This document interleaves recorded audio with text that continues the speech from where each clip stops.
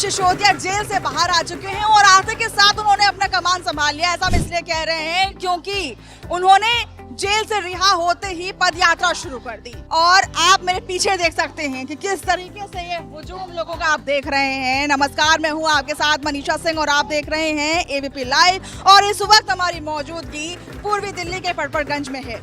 यहाँ पर खुद मनीष सिसोदिया पदयात्रा करेंगे। ये उनका 7वां पदयात्रा है। चलिए आपको लिए चलते हैं उसी रैली की तरफ।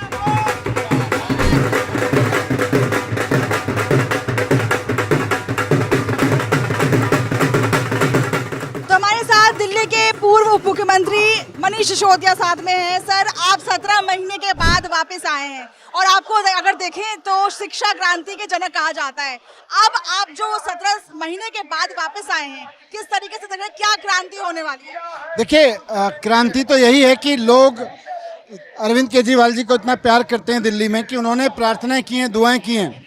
और दिल्ली का बच्चा बच्चा जानता है कि भारतीय जनता पार्टी एक साजिश के तहत उन्हें फंसा के जेल में रखे हुए है। और वो भी किस लिए? इसलिए नहीं कि अरविंद केजरीवाल जी ने कोई गलत किया है, बल्कि इसलिए कि वो दिल्ली के लोगों के काम रुकवाना चाहते हैं। 8-9 साल तक अरविंद केजरीवाल जी ने दिल्ली में जम के काम किया।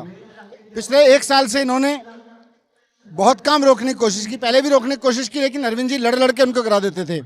लेकिन अब इन्होंने काम रोके हैं, तो अभी हमारे मंत्री भी लड़ रहे हैं, मैं भी लड़ रहा हूँ। कि आप जो बोल रहे हो कि काम को रुकवाया गया है, आज ही बीजेपी ये प्रदर्शन कर रही है पेंशन को लेकर के। इसको देख के आप क्या बोलते हैं? और दूसरा सवाल ये सर कि आप ये कह रहे हैं कि साजिश हुई है, लेकिन बीजेपी कहती है कि भैया ये तो एजेंसी का काम है, इसमें सरकार का कोई लेना देना नहीं। भारतीय जनता पार्टी पहले तो ये बताए कि शराब व्यापारियों से चंदा लेती है, ईडी से नोटिस दिलवा के व्यापारियों से चंदा वसूलती है, उसका जवाब दे। आरोप तो भारतीय जनता पार्टी के ऊपर ये हैं। हमारे ऊपर तो रास्ते चलते किसी को पकड़े कुछ भी आरोप लगवा देती है वो, कुछ भी बयान करके। लेकिन इसके तो सबूत हैं कि भारतीय जनता पार्टी ईडी का नोटिस दिला के लोगों से चंदा वसूलती है। दूसरी बात, आपने कहा कि पेंशन किसने रोक के रखी थी? एलजी ने अफसरों को धमका के रखा हुआ था। अरविंद जी को ने बार बार आतिशी जी को, बाकी लोगों को कहा कि भाई लड़ो झगड़ो लेकिन लोगों की पेंशन दिलाओ। 6 महीने से पेंशन रोक के रखी हुई थी। क्यों रोक के रखी हुई थी? जबकि दिल्ली सरकार ने, कैबिनेट ने बजट पास किया था, दिल्ली विधानसभा ने बजट पास किया था, उसके बावजूद अफसरों को कह के पेंशन रुकवा के रखी हुई थी। लेकिन केजरीवाल जी की टीम ने लड़ के आज पेंशन दिलवाई है और लाखों लोगों को आज पेंशन मिलने लगी है। आबकारी नीति की बात कर रहे हैं सर, तो ऐसा आपकी सरकार ही आबकारी नीति लेकर के आई, फिर उसके बाद आपकी सरकार ने इसे हटा दिया। अब इसको आप किस तरीके से देखते हैं? हर सरकार एक नीति लेके आती है। सारे देश में हर साल नई नीति आती है, तो ऐसा नहीं कि हम हटा रहे हैं। देश में कहीं भी 1 साल की नीति दूसरे साल नहीं चलती, हर साल उसको हटा के नई नीति लाती है। लेकिन अब आबकारी नीति जो बनी, जो कंट्रोवर्शियल है, उसके ऊपर तो मैं सारे कोर्ट में जवाब दूंगा।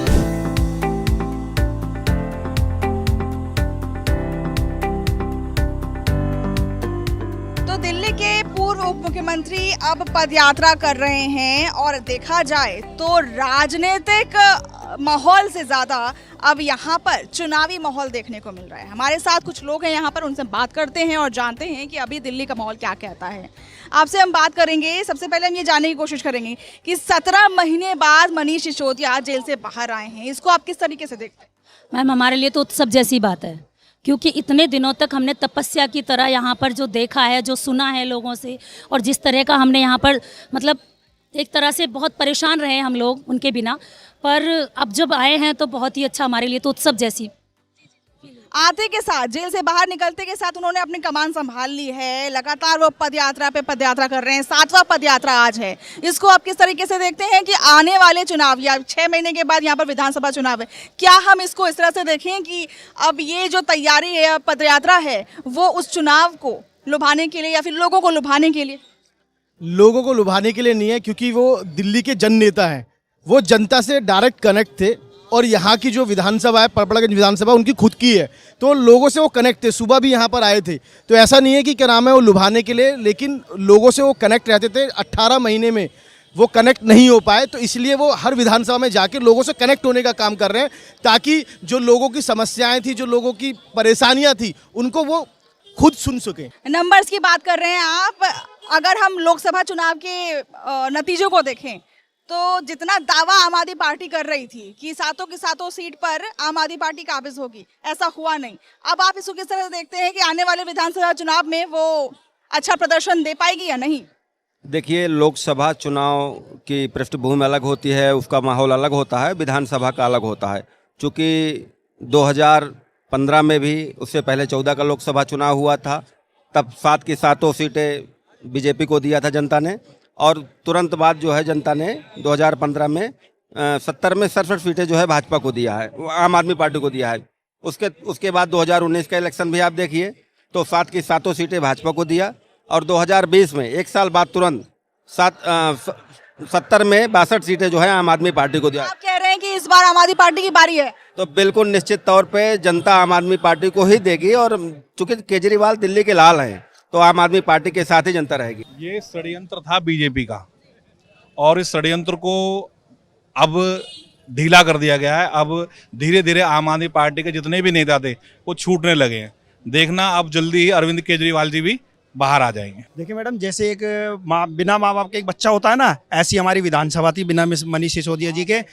सारा काम उलट हो रहा था, मगर जो उनके प्रतिनिधि थे, जैसे हमारे वार्ड अध्यक्ष हैं दिनेश नागर जी है, ये हुए, और उनके जो और प्रतिनिधि थे, उन्होंने विधानसभा को बहुत अच्छे से संभाला, बहुत अच्छे से काम। आम आदमी का पार्टी का प्रदर्शन जो है ना, इससे बढ़िया और अब हो ही नहीं सकता, क्योंकि जो साजिश करके ये हमारे लीडरान को अंदर करके, जबकि सुप्रीम कोर्ट ने भी इनको कहा है कि भाई तुम्हारा ट्रायल कब तक चलेगा, कोई लिमिट होनी चाहिए कि नहीं, किसी को अंदर बिना किसी कसूर के अंदर कब तक जेल में रख सकते हो। तो आप ये देखिए, कंप्लीट साजिश है। आने वाले चुनाव में आप भाजपा का प्रदर्शन और आम आदमी पार्टी का प्रदर्शन किस तरीके से देखते हैं? कौन सी पार्टी ज्यादा प्रभावशाली दिख रही है? देखिए, अभी आपने देखा होगा कि भाजपा ने आज प्रदर्शन किया पेंशन को लेकर के, जबकि पेंशन वही रोके बैठे थे।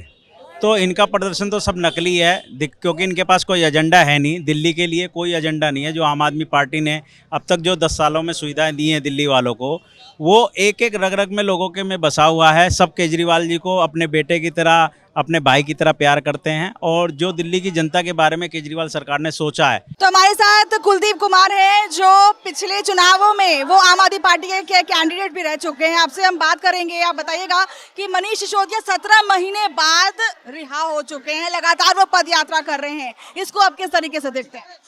17 महीने बाद भारतीय जनता पार्टी षड्यंत्र जो रचा था, उस चक्रव्यूह को तोड़ के माननीय सर्वोच्च न्यायालय ने उनको बेल दी है, और 17 महीने बाद जनता के बीच में आए हैं। आज हमने लोगों से मिल रहे हैं, जनता के बीच में जा रहे हैं, और ये संदेश कि मनीष सिसोदिया आ गए, अब केजरीवाल आएंगे। दिल्ली के लोगों को उम्मीद है कि मनीष सिसोदिया आ चुके हैं, केजरीवाल जी आएंगे। भारतीय जनता पार्टी षड्यंत्र रचा था जेल में रखने का, वो षड्यंत्र को तोड़ने का काम आके सर्वोच्च न्यायालय ने किया। मनीष सिसोदिया जी की ईमानदारी का सबूत वो है जो उनको आज बेल मिली है, और वो बाहर आए 17 महीने बाद। तो ये सभी के लिए बहुत खुशी का विषय है। मनीष सिसोदिया आ गए, केजरीवाल भी आएंगे, ये एक नया कैंपेन आम आदमी पार्टी की तरफ से चलाया जा रहा है। ये कैंपेन इसलिए चलाया जा रहा है ताकि अरविंद केजरीवाल बाहर आ सके। उनको, इन सभी को एक ही बात की दरकार है कि कब दिल्ली के मुख्यमंत्री अरविंद केजरीवाल बाहर आएंगे। आप मेरे पीछे देख सकते हैं किस तरीके से लोगों का हुजूम और लोगों में जोश देखने को मिल रहा है।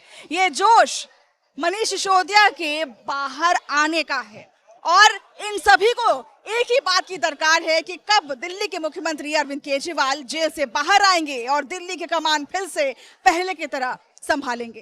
कैमरा पर्सन जसमीत के साथ मनीषा सिंह, एबीपी लाइव।